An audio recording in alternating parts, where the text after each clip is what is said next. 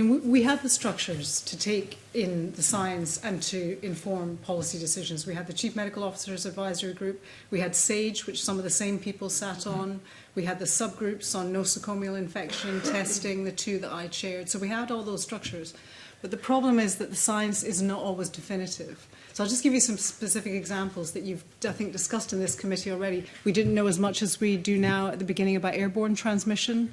We didn't know as much as we do now about asymptomatic transmission. And then you raised the issue around face coverings. So there wasn't always a single truth to communicate to policymakers. I think it became much easier because we just got huge amounts of research. I mean, countries around the world threw resources at that, and it became easier. But I think in the early months, to say there was a single science, I think that's my point, though, is follow the science, I think, was a good message.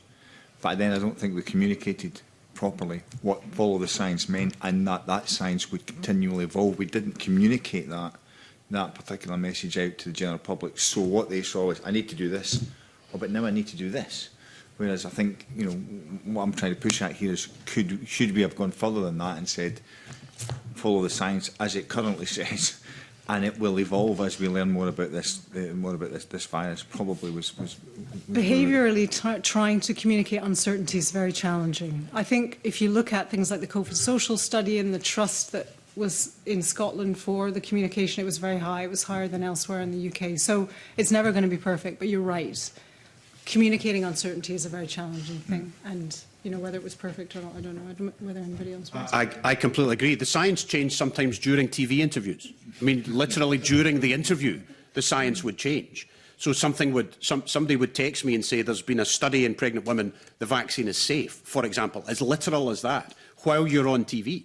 So I think Linda and others have been exemplars in that public communication at a level we've never seen in our lifetime, trying to get that science over, saying this is today's science.